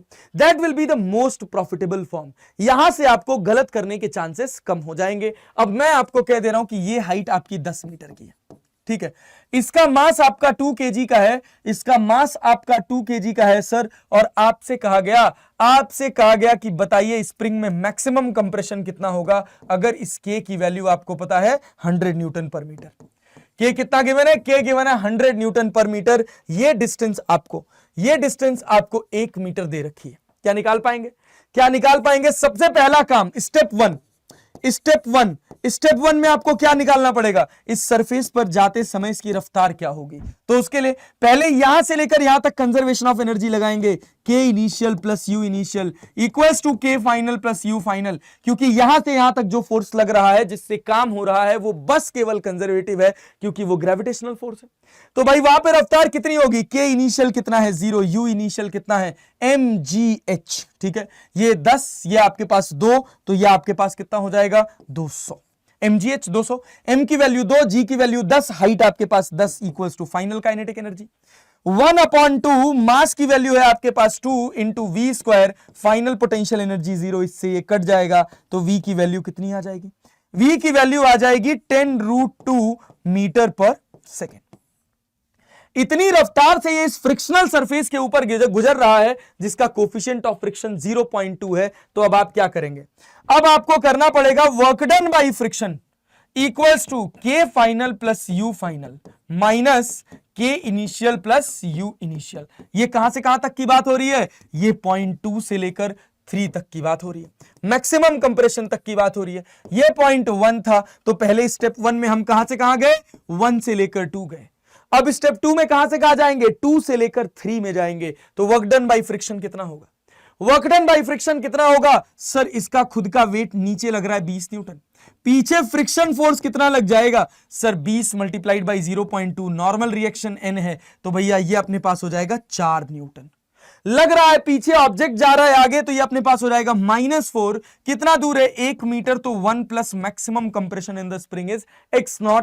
अब आपका ये पुराना वाला सवाल बन गया, equals to final kinetic energy कितनी हो गई 0, फाइनल पोटेंशियल एनर्जी कितनी हो गई 1/2 kx0 का स्क्वायर, इनिशियल काइनेटिक एनर्जी कितनी है 1/2 mv स्क्वायर, मास कितना है अपने पास 1/2 mv स्क्वायर, मास कितना है अपने पास सर, मास है अपने पास 2, और वेलोसिटी कितनी हो जाएगी 10 स्क्वायर इंटू 2, और इनिशियल आपके पास इस जगह पर इसकी पोटेंशियल एनर्जी कितनी है, इस जगह पर इसकी पोटेंशियल एनर्जी है 0।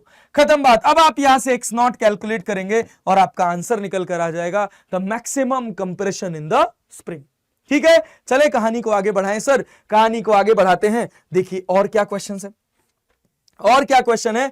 अब आपके सामने एक क्वेश्चन है, ये रहा फ्रिक्शन का क्वेश्चन है। कह रहा है इसको निकालने में क्या दिक्कत है, क्या दिक्कत है भैया कि स्प्रिंग कांस्टेंट दे रखा है आपको 50 न्यूटन पर मीटर, ये 2 केजी का ब्लॉक है, इसको आपने इस प्लेटफॉर्म से 1 मीटर कंप्रेस किया और कंप्रेस करके छोड़ दिया।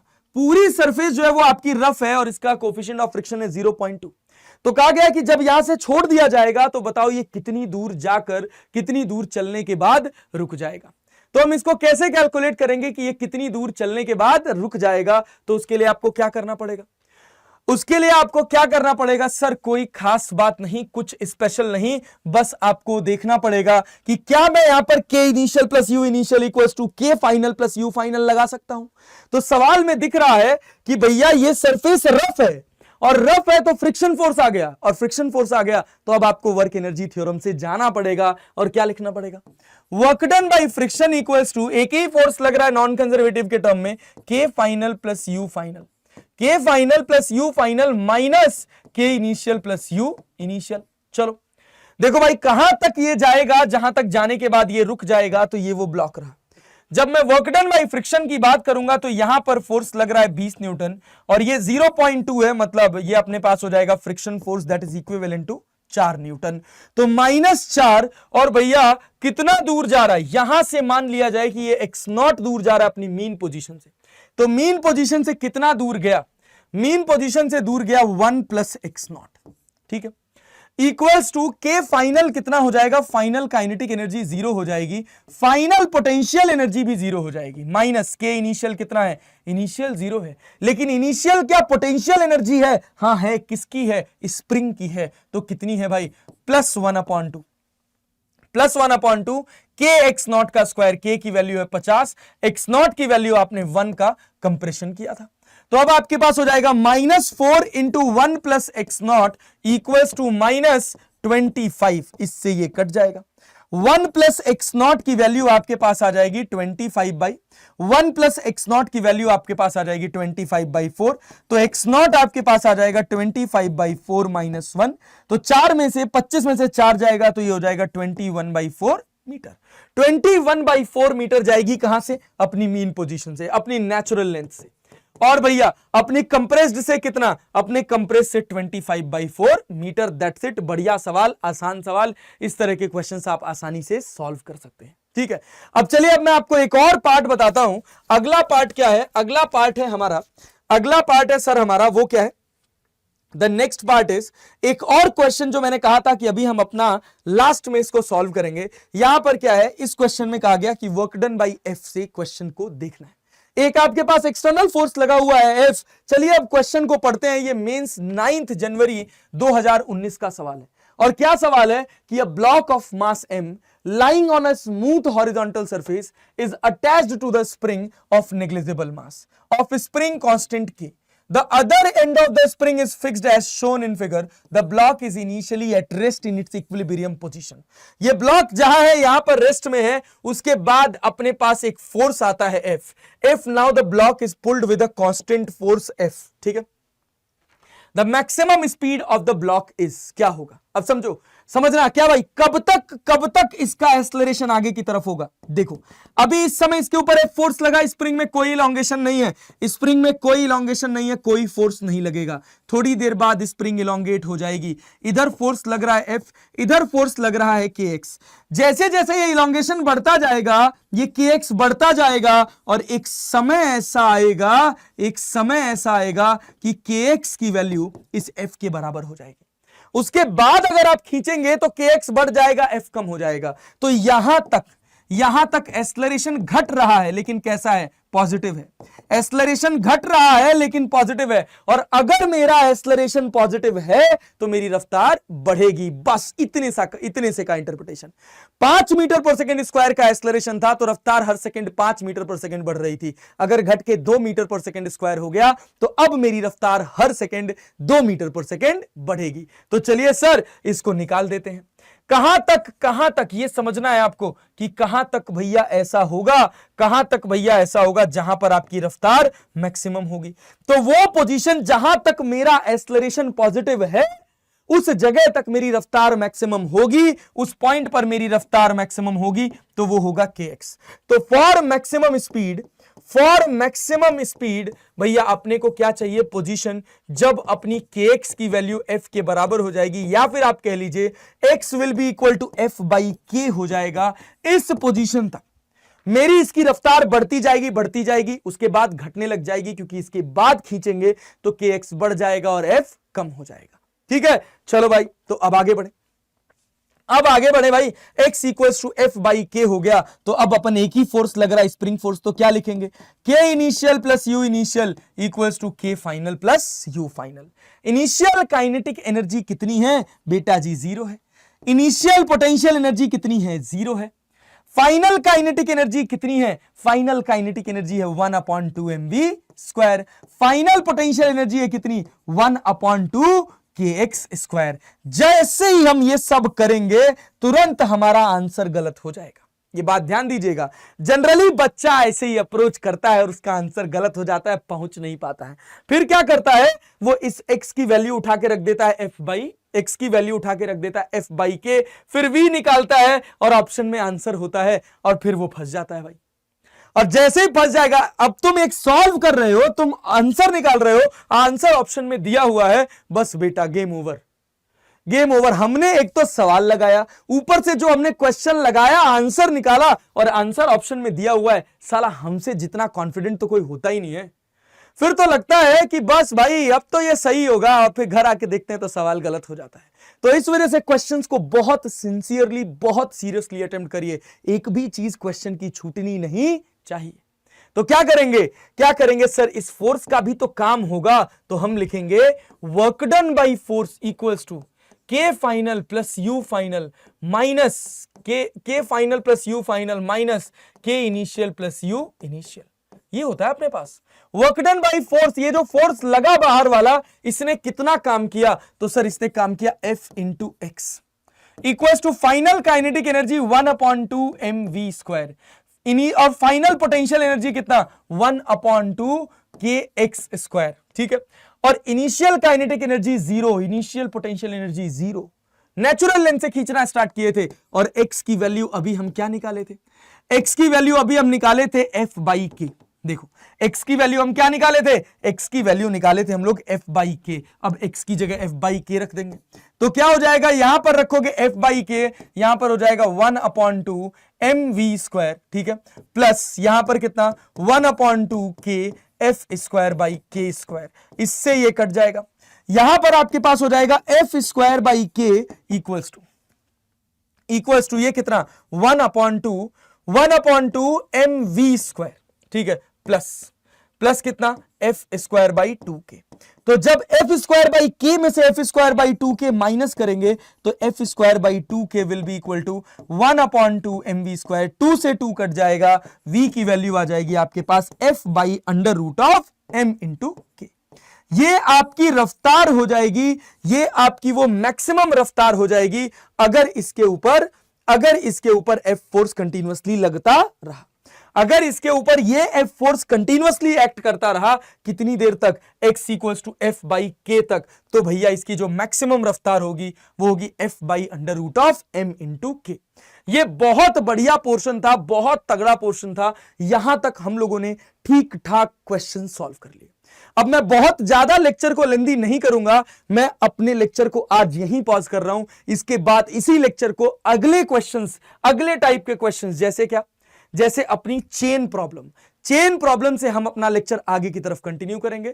मन लगाकर बने रहिए हमारे साथ, पढ़ते रहिए, आपका सिलेक्शन हम करवा के रहेंगे। बस संजीवनी को बाई हार्ट फॉलो करिए, जो क्वेश्चंस लिखे हुए हैं उन क्वेश्चंस को लगाइए। एक बार पढ़े हुए लेक्चर की जो आपने नोट्स बना रखी है, उन नोट्स में जो क्वेश्चंस लगा रखे हैं उन क्वेश्चंस को रिवाइज करिए। और मैं अभी भी आपको बता रहा हूं कि अगर आप चाहते हैं कि आपका फिजिक्स में 99.9 परसेंटाइल आ जाए तो उसके लिए आपको बहुत ज्यादा भागने की जरूरत नहीं है। सबसे पहला स्टेप कि आपको लेक्चर्स पढ़ने हैं, दूसरा स्टेप आपको क्या करना है, आपको concept of physics HC Verma के ऑब्जेक्टिव 1 ऑब्जेक्टिव 2 लगाने हैं और स्पेसिफिक एक्सरसाइज क्वेश्चंस लगाने हैं जो न्यूमेरिकल बेस्ड क्वेश्चंस हैं। कैलकुलेशन बेस्ड क्वेश्चंस को थोड़ा सा आप चाहें तो एलिमिनेट कर सकते हैं, ठीक है। और उसके बाद the third important one that is PYQ। JEE Mains and JEE Advance के जितने भी लेटेस्ट 15 साल के PYQs हैं वो सारे के सारे आपको लगाने हैं, चैप्टर बाय चैप्टर। आपका 99 परसेंटाइल आने से कोई नहीं रोक सकता। तो मन लगाकर बने रहिए हमारे साथ, पढ़ते रहिए। मिलते हैं अब आपसे अगली वीडियो में, तब तक के लिए धन्यवाद।